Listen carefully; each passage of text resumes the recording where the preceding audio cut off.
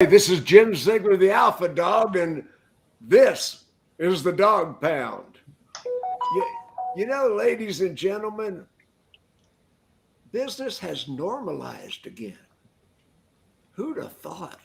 You know, a couple of months ago, the manufacturers were swearing on the Bible, on their mother's grave, that they would never, ever, ever go back to excessive inventory.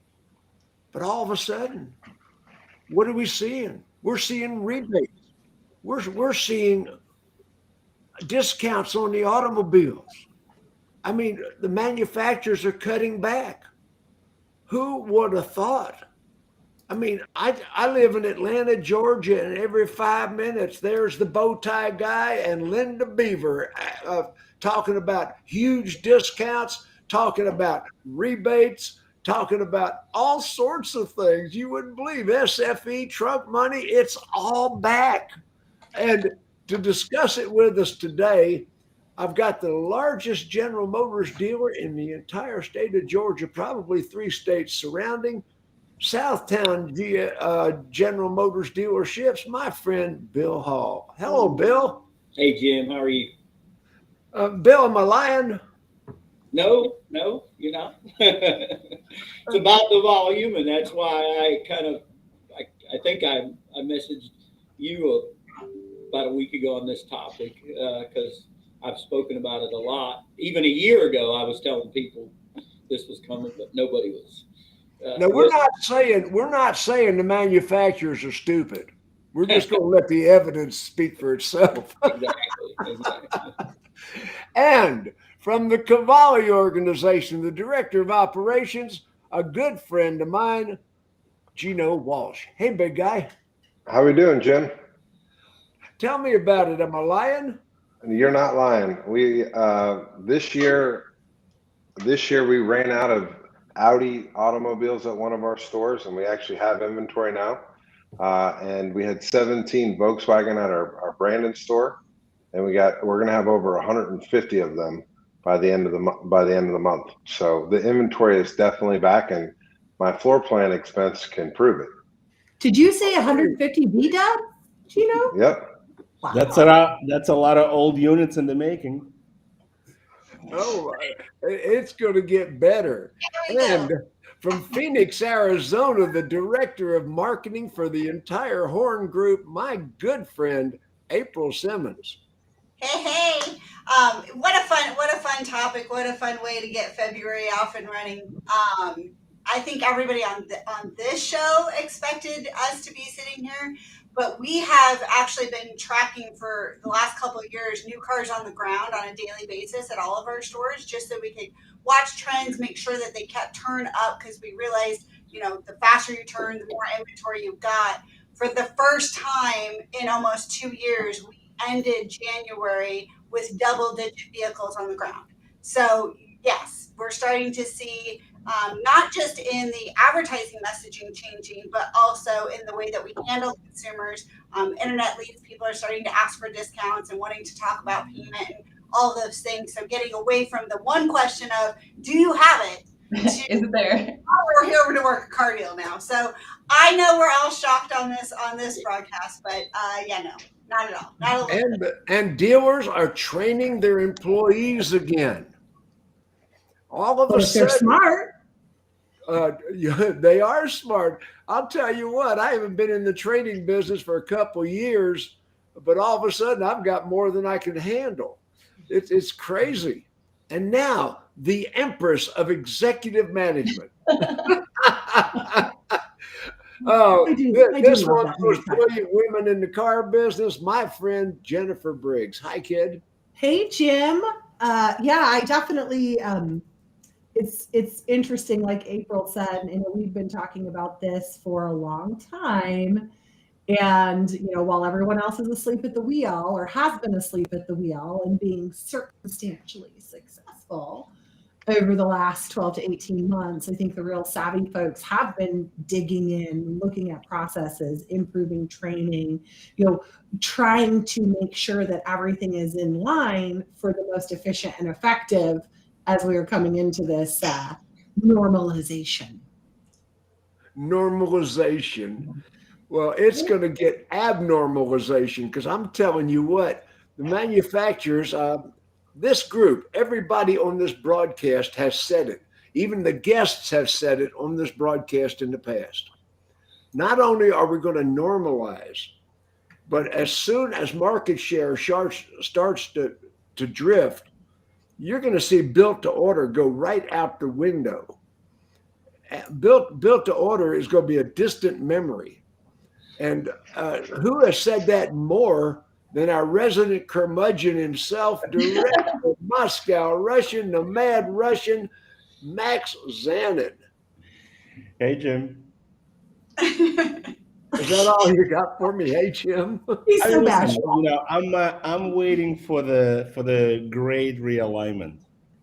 You know, because a lot of dealers are like in La La Land the last 2 years, right? And they got used to, you know, incredibly high gross profits. And I think at this point, they're beginning to realize that it's going to be the same type of a grind like it used to be before the pandemic. And I don't think many of them have in it to win it. And I think they will be putting up their stores for sale. And the real think so? operators, You think so? I think the real operators will be able to consolidate. And I think the business needs it because car business is the most fragmented business in the United States, right? If you compare it to any other industry, there is no industry as fragmented as car business, right? I mean, if you look at AutoNation, which is like the largest auto group, right? They only have 330 locations, which is less than 2% of new car dealers in America. Right, so we need this consolidation. We need the real winners to take advantage of the situation, and it'll be Okay, well, better. save some of this for the broadcast. I've still haven't introduced Bobbie yet. Sorry. Save some. Hey, Max, I got one question to ask you. Sure. When are you going to take down your Christmas tree? I was just going to do that. Get it together. I can't. You know, I think I'm at a point where I'm just going to keep it the entire year. Oh, my word. Okay. And the queen of BDC, the business development queen, my good friend, Bobbie Herron, Bees Knees Agency. Hi, kid. Hi, you. This is always a great topic, I think, because, you know, I'm the silver lining person. Jennifer's over here with her villain hands. I don't know if you saw that. Silver lining person. And this is a great opportunity for dealers, for customers, and for the employees and the teams inside of them. So I'm excited to talk about this today. Well, you know, I always like jumping on Jim Farley. And, of course, this is all my opinion. Did everybody hear this? Opinion. That's some legal shit. Okay, this is all my opinion, but you know, we are not done doing stupid things and reacting. I got something that the dealers received yesterday. Everybody ready? Oh yeah, I'm scared. Look at this. Yeah. We have dropped the pricing on the Mustang Mach-E, $1,000 a unit. The extended range battery. What? Because it's so popular, right? The only way to deal with this popularity is to reduce the price. No, you're not saying that's one ugly car, are you? You know, Max cannot handle the thought of an EV just being even in production. I'm saying there's so many. Listen, I think whoever agreed to dilute the Mustang brand and slap Mustang on this EV disaster deserves to be launched. Like they should start the launch sequence right now. You know, and rename it into something else that's going to fail and go into obscurity. You mean Mustang somebody should put a finger on their head and Bill Ford? Guys, Somebody Mustang should put the finger on their head and Bill Ford should kick them through the field goals?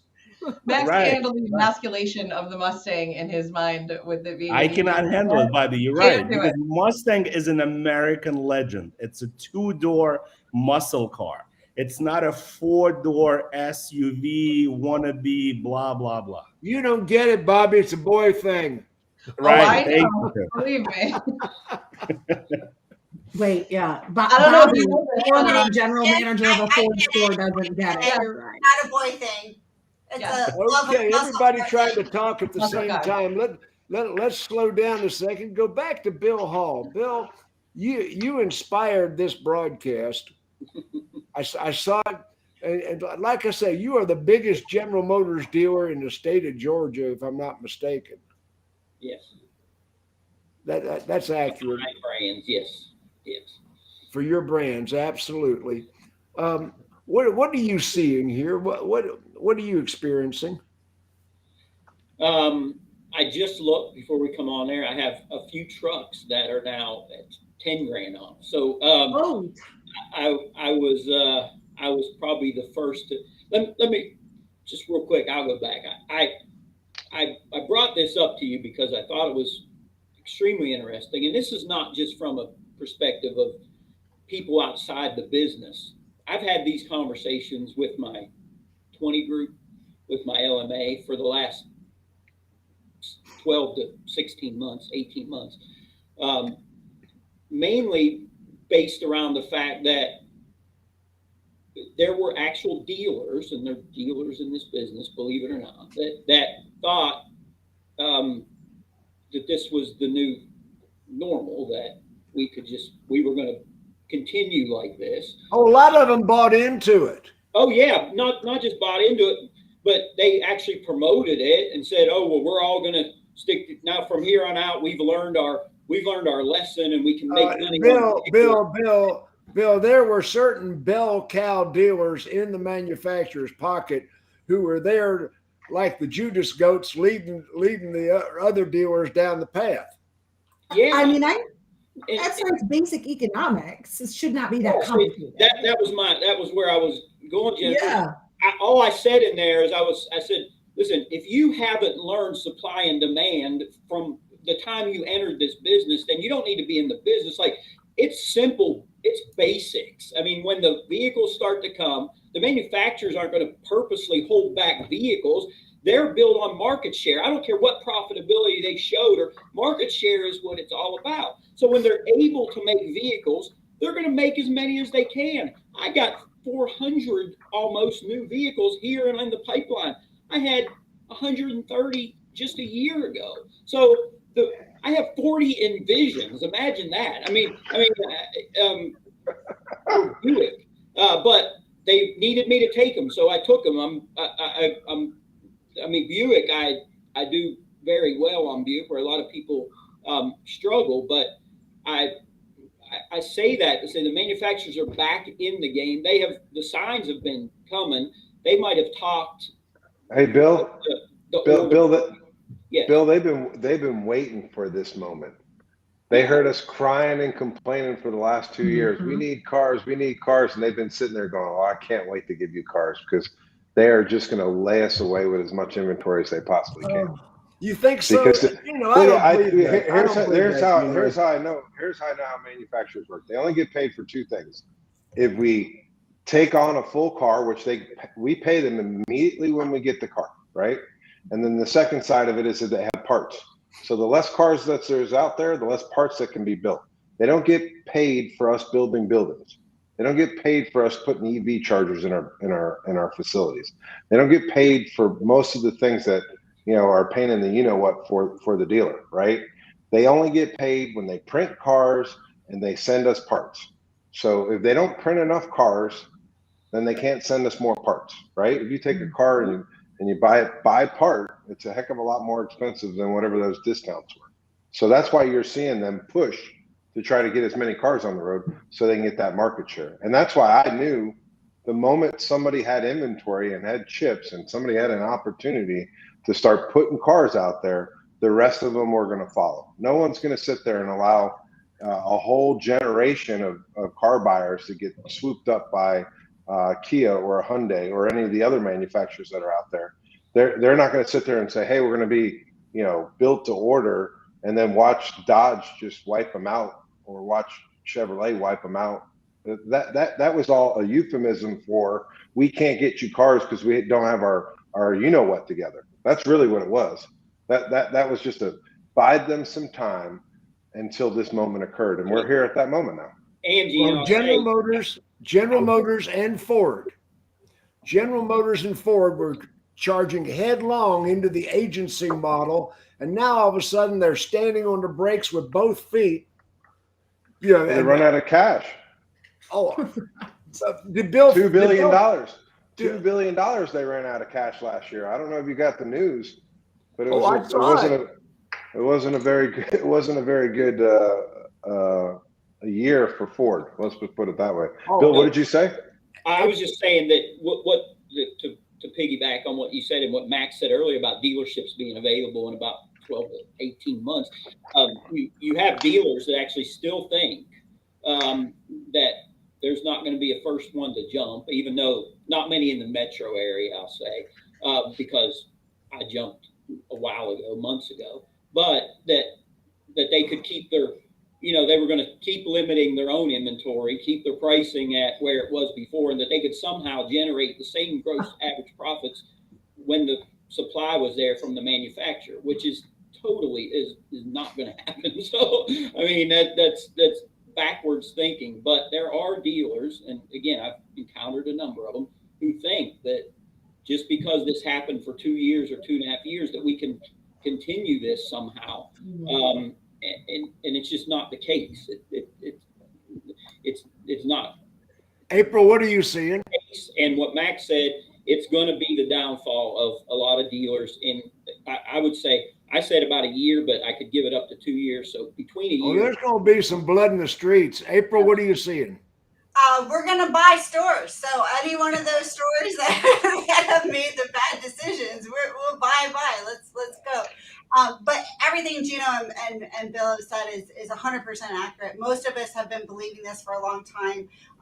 But the struggles are still going to hit home for us. So just because we all on this broadcast have understood this, we've all understood what was coming. We all knew that we had to plan. We all knew we had to keep our turn rate high so that we can keep running and gunning, so that on this side we get the inventory, and we're still going to run and gun and pivot quickly. The one aspect, and it goes back to what you kind of started with, Jim, which is the training. We have a lot of staff that isn't ready to accept the change, right? So one of the biggest struggles we're going to have to work through, especially in this first quarter, is if our mind's right, great. Now what do we got to do to get our staff's mind right? They need to get the tools in the tool belt. And even the training we've done over the last couple of years, I'm just going to call a spade a spade. It's fallen on deaf ears because it didn't matter. How they treated a customer didn't matter. What they said didn't matter. Whether they actually tried to sell didn't matter. None of it mattered.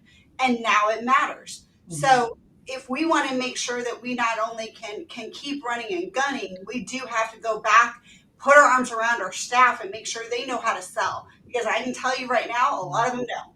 Oh, April, I am in the training business again, and I'm telling you, it is unbelievable. People are lining up for in-person training, Zoom training, because their people don't know how to sell cars. They've completely forgotten. It's been automatic. Well, that's because we all thought the computer was going to do it, right? Like they just go onto the website and say buy here now, and that's how it works. Oh, well, they thought digital retailing was going to be the. April got jokes today. What about the marketing? Digital retailing has its place. Yeah. What'd you say, Bobbie? The marketing is about to get real interesting. All of a sudden, we're seeing that within competitive markets, everybody's realized that now they need to get back to what they were doing. People who canceled their SEO spends, which was stupid to say the least, the stupidest thing you could have done. People who canceled that are going to spend the next 6 months re-engaging with Google is the battlefield. It's about to get real nasty. It's about to get real expensive because cutting things like that at the most inopportune time and then just letting it roll means that now we're seeing a field of people being reactive instead of proactive. And that's unfortunate. But I'll tell you, there were a lot of smart dealers out there. We spent a lot of time talking about the ones that are doing it wrong, but there were a lot of smart dealers out there who did good with their training, killed it on their marketing, and now are proactively poised to dominate in their market without having to change very much of what they were already doing. Yeah, while Bobbie, I everyone think is that's less struggling. than more of them. Yeah, there are a lot struggling. That's less of them than more of them. Agreed. I agree. Yeah, but Yeah. but it is happening. And I think that the marketing aspect combined with the training is going to be real interesting, because now all of a sudden we have to remember that what we were learning how to do before was communicate with other humans. And that's what we were attempting to do, to convert a lead into an opportunity for a conversation and to potentially sell a car to them. And now we have to get back to that.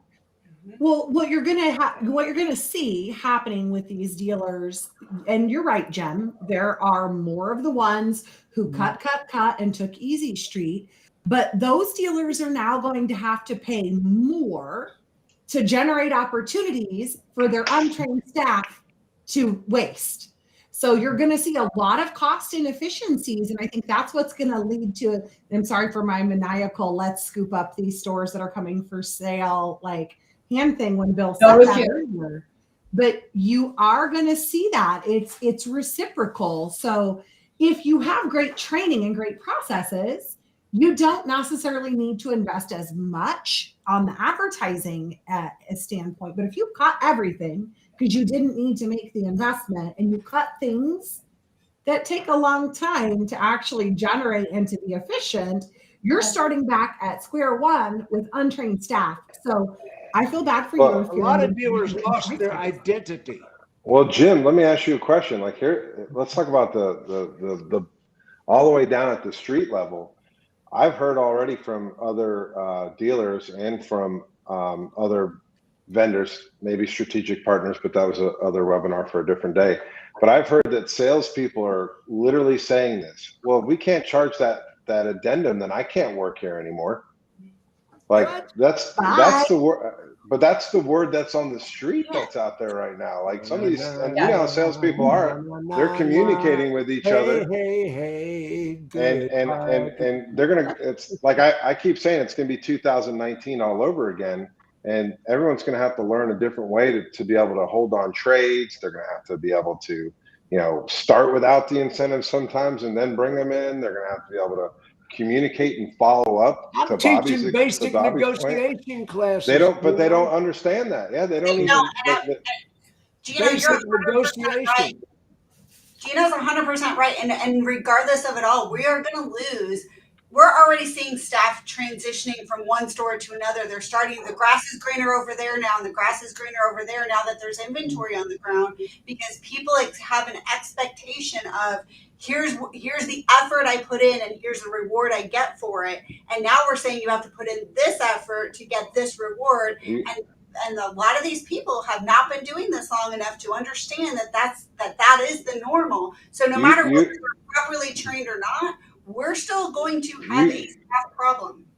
You got sales guys, Jim. This will put you right on. Sales guys that sold 400 cars last year that made over $500,000. Salespeople. Not general managers. Not general managers. Salespeople. And you know what's going to happen when the gross compression happens? They're going to have to sell 1,200 cars to make $500,000. But do you know how those folks are? They didn't. When that money started coming in, they didn't say, "Oh, let me adjust my lifestyle and start saving this money and put it in the T-bills." Yeah, because they started acquiring all that stuff. On how to right. Well, but in our leadership teams, did we set them up for that? Right? Like we've talked about that a lot, to say, are we setting these people up for success when we're bringing them into a business where things are easy right now? When we all know 20 plus years in this business, we all know that it is not easy. This is not an easy job. It's rejection all day long. It's consistency, and it's not something that's being taught right now. It's an unfair situation. Just think about how many salespeople are going to quit just based upon that equation. You've got to sell 3 times the amount to make the same amount of money. That's the formula. Because if they were averaging about $1,000 a car. I want to ask Bill and April and Geno a question. Built to order. The manufacturers, General Motors and Ford, I don't know about some of the brands you're working with, but April can fill us in too. they can't produce a car in a year. There are people that ordered a car a year ago and still haven't shown up. I mean, if they can't produce cars, and Ford's got severe quality problems right now, especially the Chicago plant. I mean, you know, can they produce built to order cars, Bill? I actually still think that there will be a little bit of that. I don't think that goes away, because there are people that, you know, even before all this, there were people that ordered vehicles, specialty vehicles for the most part, Corvettes, Escalades. Some people did. Some people will do anything.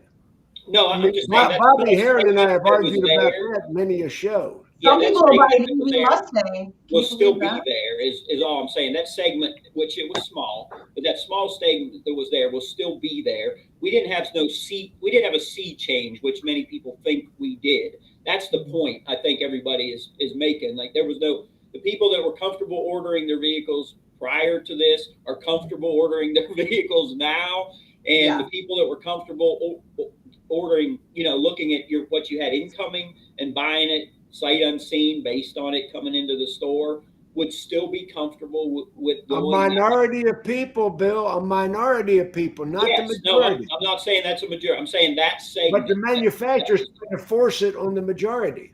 Yes, no, that was. They tried to force everybody to order cars.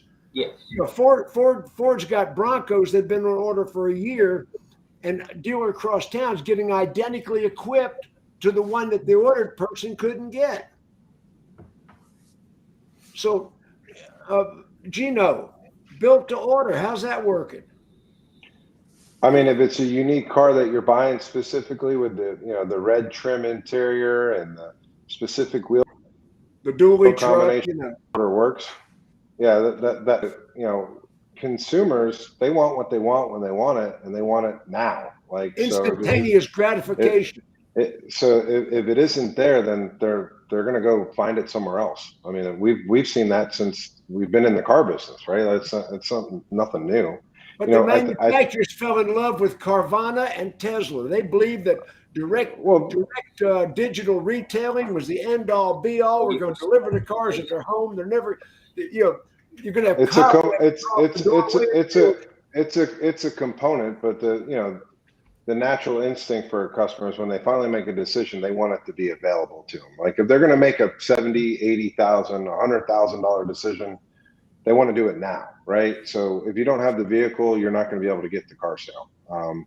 The bigger thing, I think, with a lot of our consumers is, what consumers did we have from 2020 to 2022?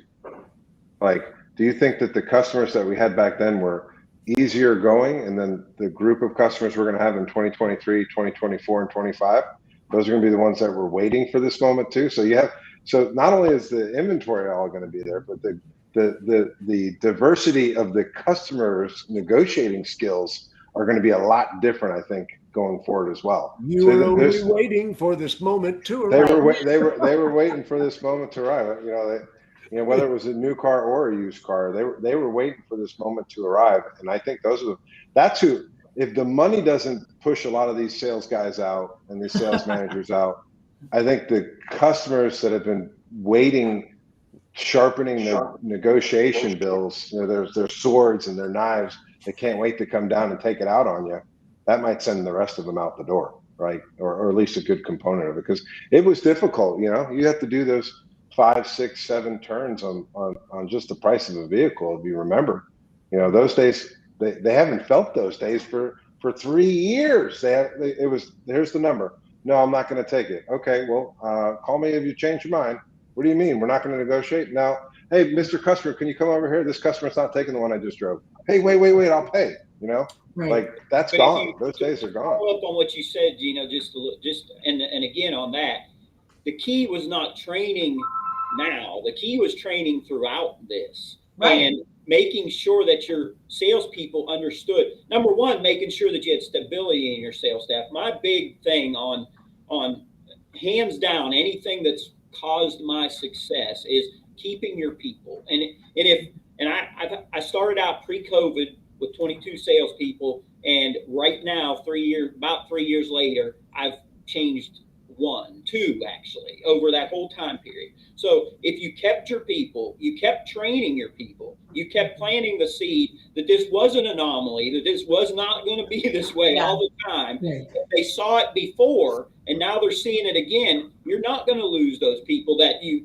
would lose coming up now. You just kept it going, and you didn't want to discourage them and say, oh, this is not going to last, so save your money or all that kind of stuff. But if you presented it the right way, in that, hey, make sure you keep these skills, make sure we still train every Saturday morning or whatever you did throughout this, even though you didn't technically need to because you had those customers, but you should have, and you prepared them for this, then you're in a much better situation right now going into all this than you are if you were scrambling to now all of a sudden training. And what Bobbie said, the SEO and all that was, a lot of people thought, oh, I'm making all this money, I can cut back on this. They cut back their marketing. Bobbie's right.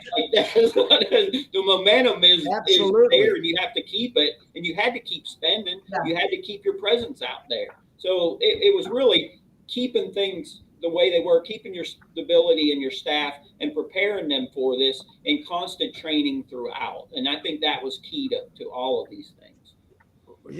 You're absolutely right about that, Bill. You're absolutely correct. This whole build-to-order thing just cracks me up. This build-to-order thing just cracks me up, because what I don't understand is how, going into this, all these extremely wealthy, smart people, high education people really thought that this would stand the test of time. People did what they had to do out of desperation. If there was no other way to get a car but to order it, that's the only reason they did. The majority. There might be the 1%ers that still are going to order that specific Corvette or whatever. So since we like to use milk analogies, I'll use this. If your only chance, the only way you could possibly get milk into your home was to go out and milk the cow yourself, then that's what you would do, because that's the only option you have. But the second that the milk is on the shelves in the grocery store, or in my case, maybe even the CVS, because I really like convenience, then I'm going to roll right in there and pick it up and take it home.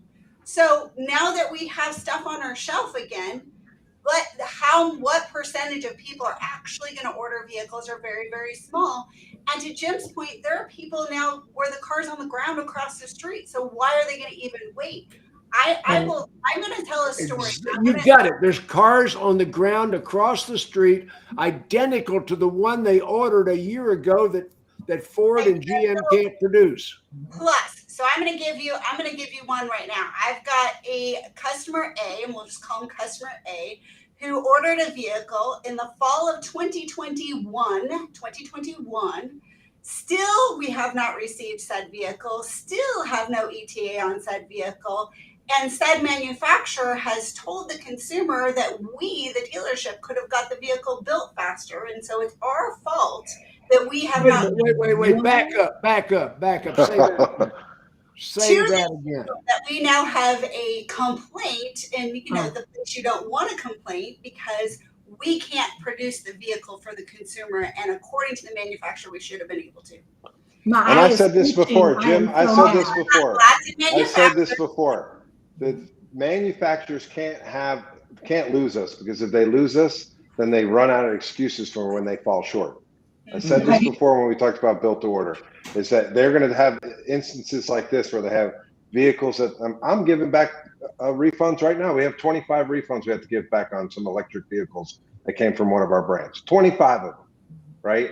But guess who's holding the bag? Us, the dealer. The dealer has to deal with the heat cases when there's a battery issue or an alternator issue, right? They need us more than ever, because the consumer's expectations are like this high, and their delivery is about this low. I mean, we are not anti-EV. I mean, we are not. That's never been the case. I mean, I don't want one, but if somebody does, I'm not going to stop it. Depends on what you mean by anti-EV, but I don't. Right. I mean, no, we are not fighting the EV trend. It's coming. It's here. It's going to crash hard, but no, that's their problem. Well, and here's what I think. I think as we see the market come back into some normalization, the areas that have strong lease penetration, who have always done really good with loyalty business, you're still going to see those orders because that's what we always did. We started talking to you 9 months or 6 months before your lease was up, and we had time to get you the exact vehicle that you wanted to replace your current lease with. But we know that regionally, I mean, I don't think most of America, again, coming from the Michigan market, so very blessed when it comes to lease penetration. And that's not the case across the country. Which is so insane. it's going to get into, that's how I was trained to sell. You get them in their ether, you get them excited, you get them in the car on the test drive, and they make an emotional decision. We win when they make that emotional decision. If you have nothing for them to be emotional about, okay, that makes it a lot more difficult. And customers are impulse buyers.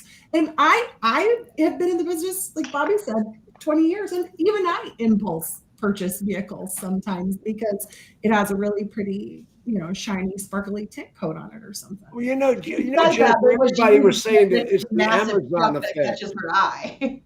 Jennifer, everybody was saying it's the Amazon effect, but what they missed is that Amazon can deliver merchandise the next day.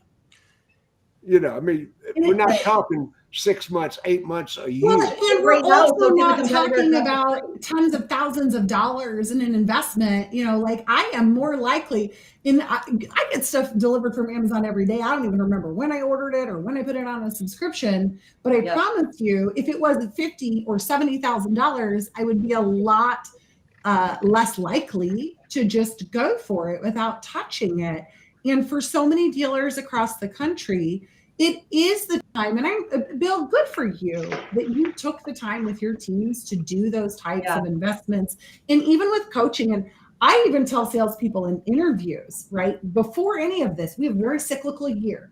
You're going to have some months that are great and some months that are not so great. So it's important to understand how much you need to earn to keep a comfortable life, and then plan for the months when you're going to have ups and downs, not as a scare tactic, but to make sure I'm setting my team up for success. So good for you, Bill, but so many dealers have not done that. And I mean, we already have a management issue in our industry as it is because we don't train our managers.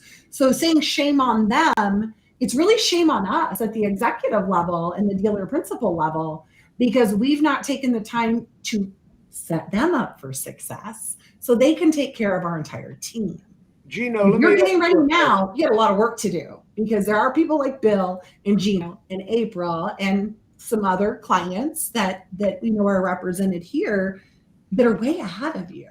So you gotta get with the program pretty quick here. Let me ask Geno a question. Geno, do you have a digital retail tool? Absolutely, 100%. Which one are you using? We use Darwin. Which one? Darwin.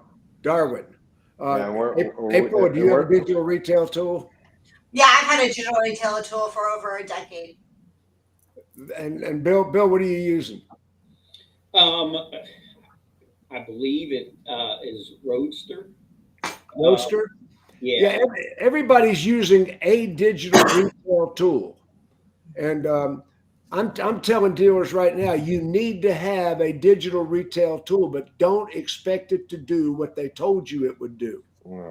Well, I mean, there's some people that delivery at the house.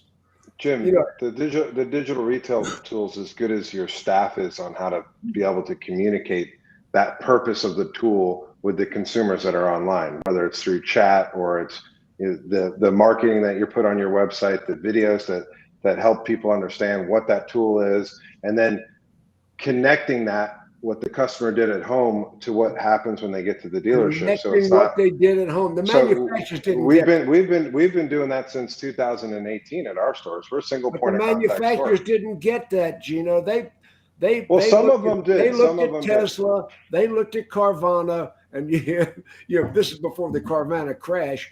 But they looked at Carvana. They looked at Tesla and said, "Man, people are going to buy cars and take delivery at home, and the showroom is dead." Guess what? The showroom is far from dead. How dead's the showroom, Bill? It's not dead at all. And listen, that's because our last conversation, this was the point. It's been a few months, but what the manufacturers didn't understand was the difference in digital retailing, which we all have to do. We're living in a digital age. Everybody has to do, but that's not digital selling. So they did not understand the difference between digital retailing and digital selling. You got it. One thing, you get the stuffed animal off the top shelf. You got it. Absolutely. It blew my mind. With Car Bravo, it blew my mind even more when they sat Car Bravo and tried to get me to sign up for this mess. And I was like, Carvana is failing. Why would you want me to sign up for the same model? I never did. And a lot of bigger dealers never did either. Oh, Carvana's reinventing themselves. Look at this. Yeah. Yeah. The Carvana auction. Carvana calls me and asks me if I want to advertise on their platform. I'm like, well, absolutely not. But I mean, that's your new marketing way of generating business. I don't know. But, you know, for General Motors to step in and create the Car Bravo, platform like Carvana, and that'll be gone, by the way. And I want to know who just put this comment up, and I can't see it. But I would really like to know. So if you're the person who put it up, throw your name out there. If you're commenting from a private Facebook group, it will not show us your username. Yeah, but I'm curious because that's 100% accurate. That passive aggressive sarcastic comment is get them in. Accurate. I'm telling you what, Joe Webb has this video, right? It's like 15 years old now. It's from 2012, Bobbie. It's so old. You just go onto YouTube and put in Joe Webb, just get him in. And I still use it in trainings with Joe's permission because it cracks me up that we've come this far, all these many years. And we still say and do that same thing. It's my future husband. So is that Joel? Is that Joel? It's gotta be Joel. It's gotta be Joel. But yes, emphasis on minimum wage, and I had this conversation too recently, and I don't know where some people are. I don't know if they're just panicking and starting to go a little bit crazy, but it was just a matter of, well, why a BDC situation? Why can't they just get them in? I'm like, because the lead is like 2 days old. That's why, and it's like from a high funnel lead source. So again, when I made mention of you're going to have to invest more in traffic that doesn't convert as much, if you're struggling, I mean, you've got to understand your consumer. It's the same thing. Like April was saying, I mean, I've been shipping cars all over the lower 48 for my entire career in automotive before digital retailing was even a thing. It's just giving your customers information, asking them questions, having a conversation, and taking great care of them. Period. Hey, Jim, you're really good sometimes at diagnosing a potential issue, but I mean, what are we going to do as dealers knowing that gross compression is here? You know, for me, you know, we're going to be focusing on the discipline, passion, and bravery in our process, right? But we're going to also focus on the 3 components that have always been super successful for good dealers. One is service. It's got to be really good at your service and parts business. Number 2 is going to be used cars. And number 3 is going to be right up Max's alley, which is F&I, right? When the front end goes away because the factories oversupply us, because that's what we're talking about right now. Mm-hmm. The things that people need to focus in on is their service and their service process. Do you have a service CRM like Update Promise? Are you giving a level of customer service that they've never seen before? Because they can choose wherever they want to go for service too. Is your used car department turning the inventory properly and getting the right cars in front of the customers that are in your marketplace and serving your marketplace? And how good are you doing on F&I closing, right? And how I have inside information. Probably call me because like supply and demand, my rates are going up quick. I got inside information, guys. I know for a fact that two of the 3 major manufacturers, the domestic manufacturers, have already had meetings. They're going to double and triple up on warranty audits. Look for a wave of warranty audits, especially a company that just lost $1 billion is looking I'm not Two. going to name a company, but they have already had meetings internally. They are geared up to double and triple up. Two of three manufacturers, domestic manufacturers, are going to double and triple up on warranty audits. It's coming. Dealers, remember I told you that. I've got real accurate sources. Remember I told you that. Be watching for warranty audits. They're coming, and they're going to be brutal. Have you ever been through a warranty audit, Bill? Oh yeah. Yeah. Was it pleasant? I was going to say, especially if you just got a big warranty increase last year. So look out, as we did. But yes, everything will be on the radar, and the warranty is a huge part. And even if you think you're crossing your T's and dotting your I's, you're really not. And with the notes, I relate warranty audits with, some other things where if they really want to find what they say in football, they say if they wanted to call holding on every play, they could call holding on every play, right? Because everybody actually holds on every play. It's just if you see it or not. So that's similar to what the warranty audit is. If they really wanted to find something on every RO or on every ticket, they could. So it's really how you play the game and what you do right, and how you handle your warranty situations and your claims. And let me just tell you, it goes back. It all goes back. It always does. But it really goes back to relationships, and the relationships you have and the relationships you carry with your local team. Well, Bill, are you advertising discounts? Huh? You'll look at my website, southtown.com, by the way. But yes, Southtown.com. It's with an E on the end of Southtown. Yeah, I checked earlier, and it was right at 10 grand off on Silverados. And we have some Encores, and those Envisions that I took 40 of are about 5 or 6 grand off. I will say also, if I don't know, but in the General Motors, and I don't know what others have on here, but we're starting to see that SFE and that money that kind of went away under the hood money, I guess, so to speak, coming back.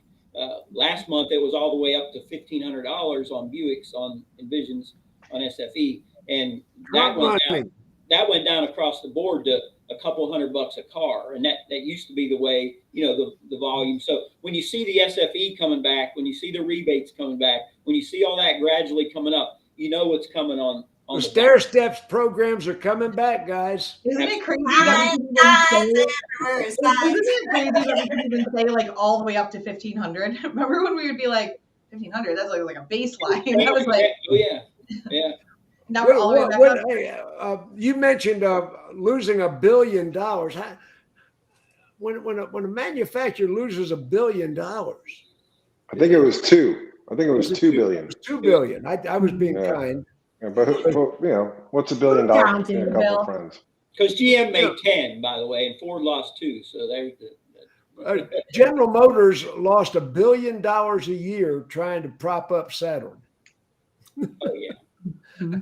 And they cut a profitable Oldsmobile trying to save Saturn. What I'd like to see is what the strategies are that are going to come out of outside of what we know they should be getting out from being underwater in some of this trade inventory that we spent the last year talking about. Now that inventory is replenishing itself, and now that we're going to be flooding the market with end of model year vehicles. And Bobbie, you were reading my mind, because I was going to say that. I was going to go to Max because he hasn't said much here on this. Max is boiling. He's percolating over there. He had a post about paying 10 grand over wasn't too smart. Didn't you just have that, Max, on there? I did. Listen, I'm actually having like the best time of my life. The last 2 years. This month in real life, so of course he is.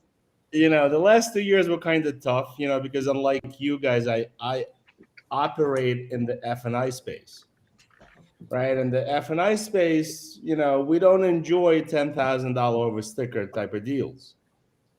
So my business actually went down because the number of sales went down, right? So I make money based on product penetration. So the less cars you sell, the less products I sell, right? And during the last 2 years, when I would speak to a dealer, it'd be like, hey, if you do this and that, you can make a couple extra $1 million, and be like, who cares about a couple of $1 million? We can make this net, in 45 days. Who needs this? So now, I have a red phone, right? This thing is blowing up, blowing up, right? Like, how do we do reinsurance? How do we do dealer-owned warranty company? Exactly what Geno was saying. How do we actually make money when we lose money selling a car? Yep. Right? That's the reality that we all lived through before the pandemic, right?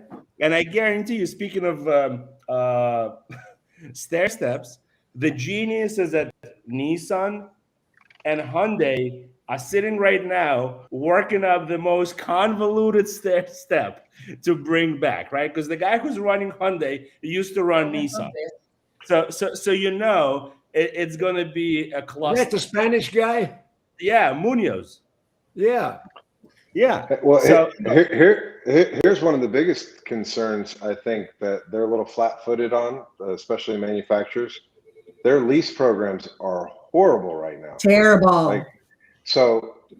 And they cut back your spread on the interest rate in order for you to make money off of the rate off of a lease, right? So that was one of the only ways we can get somebody out of a car that was buried, right? We would be able to roll up the rate, cut the front end, and then get them out of the car that way. They're going to be in a pretty bad situation, I think, unless they get super. I mean, we're looking at 300 basis points is like your normal average number on a lease rate right now. That's crazy, right? In our market, I'm up in Michigan, right? And like Jennifer, I grew up in this market, and so leasing is second nature to us. I go into some of the southern states and I'm like, wait, you don't know how to flip a lease? What are you doing? So I'm excited to see leasing come back and be real relevant. I wish they would come back. They got to get in South Florida, we were an 85% lease penetrated store. They're down to 15% right now. That's how bad the programs are. Which it's going to happen for the high lines. Yeah, stepping up that lease, the lease opportunities right now is going to be huge, and going to be a huge benefit to some of the stores that otherwise are going to find themselves completely buried and underwater in the inventory that they have, as well as in trying to pull people out of those 10 grand pounders that they did. Well, credit is on a big decline. Now, Bill, you're the guy I would ask about this. What are you seeing credit scores dropping on the customers walking in the door? Not overall yet. What I am seeing, and we're a huge GM Financial dealer, what I am seeing is that the back end, or the front end, it would be, of the delinquency rates in your portfolio changing from what it was just a year and a half ago. So, which in turn is going to cause those credit scores. But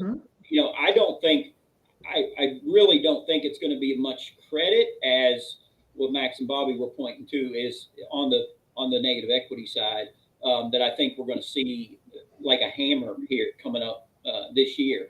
And even people are giving them back in record numbers. We had a show 2 weeks ago here where I was quoting some Experian statistics, and Experian said delinquencies are way up, and they attribute it to the way we've been selling cars. That the repossession rates are going. You know what they're going to call them? Remember, we had strategic foreclosures. You're going to have strategic repossessions. Strategic repossessions. I would say that the position of our country and the things that Geno, we call them voluntary repossessions. Play a huge role in that. Well, when you're upside down 50 grand on a car, Max. Yeah. Right, that's what I'm saying. We call them voluntary repossessions. Yeah, it is. That's a used Kia Soul. But it's not just going to be that though. I would tell you right now, like, if you are in the business of spy-fi and you're not killing it, you're about to be. I mean, look at our industry. I'm as a talking whole. about the people. I'm not even talking about people who are in special finance. I'm talking about somebody gets a car, they paid way too much Right. for it. They're upside down 50 grand. Right. They're going to go stovepipe that car, buy another car, and Right. then walk away from that car. But Yeah. there's still going to be special finance. They're already doing that. There's They're going to be already special doing finance that. the next time is the thing. And if we think about for a minute, just think about this for a minute. In our own industry, our sales staff is about to take a 80% pay cut to do the same level of work, and all the things that they've put money into, and all the things we were like, buy a boat, buy a house, go get in debt, this old school shit that we used to do, that everybody's been doing, they're about to find themselves in a special finance situation. Half of the tech industry, carve out and look at all of these massive companies, and then you've got ChatGPT that just came out, which is for a completely different conversation, but will also eliminate or will change a lot of positions that are out there. Special finance, I would guarantee by the end of this year, if not maybe first of next year, Subprime's going to be huge. going to skyrocket. And the manufacturers that get involved in giving first-time buyer credit again and really focusing on that will be the OEMs that are going to see a huge lift. I'm not suggesting that they do that or it's a good idea, but if they don't, That's we're brilliant, Bobbie. That's brilliant. First-time buyer programs. Manufacturers need to get both back feet in it. back into that. And I want to bring this back to a point that Geno made earlier, because I've always been a huge proponent of making sure all the departments are connected. So as you had all these huge front end grosses and you didn't have the penetration on the products like Max was saying, if you're not actively mining through your service lane to sell F&I products and through your database for the people who were declined or you weren't able to get it approved, when you don't have a process put in place, maybe some of your salespeople who aren't going to be able to make the money on the actual sales, you need to think about either repurposing or putting a pay plan together to help them start increasing your finance product penetration, not included in the sale of a vehicle, but by prospecting through the lane or through your database. That is a great way to help increase profits when you're seeing the market normalization and constriction happening. But guys, I think at the end of the day, right, we are at the beginning, right? Because inventory, really the beginning. I agree with you, Max. This is a big opportunity. Inventory is just coming back. In 6 months, you will be drowning in inventory. You will not know what to do with the Silverado or the Volkswagen Jetta, right? You wouldn't know how to set it on fire. Yeah, but that's a normal August, right? So once these cars, right, once you start looking for additional parking space, rental, where you can park the additional inventory, at the same time, the wave of strategic repossessions that Geno mentioned will be increasing, right? And the interest rates will still be at this level. So you're looking at an avalanche that's coming down, right? And how many Carvana cars are going to hit the market?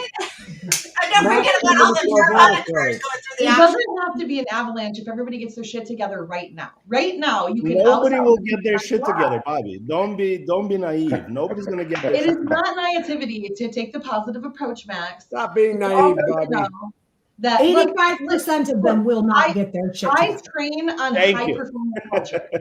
I train and teach high performance culture for sales and for BDC professionals. And I am telling you right now that this is an opportunity, not a downfall. We're getting our inventory back. We don't need to be fearful and alarmist of it. We need to get our shit together and get to work.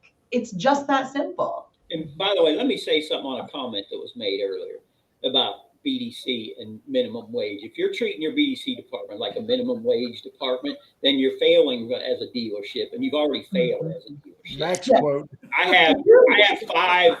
You're the only person. It shouldn't be the only person able to make six figures in your BDC department is your BDC manager or your internet manager. It should be your BDC agency. Right. Okay. So you have to recognize the importance of that and the importance they play in this market right now.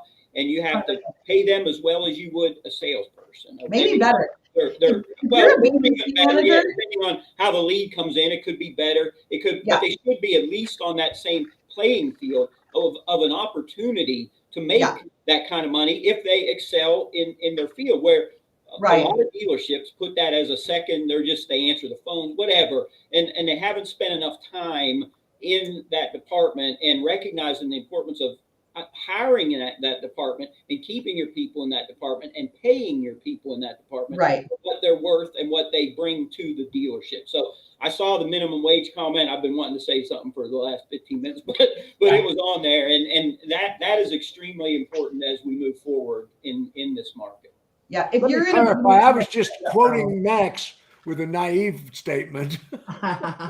We know. we pick on each other, guys. Don't get after them. You know, I was just quoting Max in case anybody missed it. You know, can I throw one thing out there real quick? I know we're running out of time here, but if you're working in one of those BDC departments where you're treated like you're on minimum wage and you're in a high performance culture and you have results, I'll move you to another store as a sales manager and give you all the training you need. Just go to leadthisteam.com. Well, let me jump on that for a second. I know that most BDC people will work for minimum wage and free pizza. 100%. That is not true. 100%. Okay, this has been a 1 hour great broadcast. I think we solved all the problems of the world. Geno, Walsh, thank you for being here. Bill Hall, and of course April Simmons from the dealer world. Jennifer Briggs, the Empress of Executive Management. Bobbie HerrMax, the Queen of BDC, and Max, the resident curmudgeon. Everybody wave goodbye to the audience.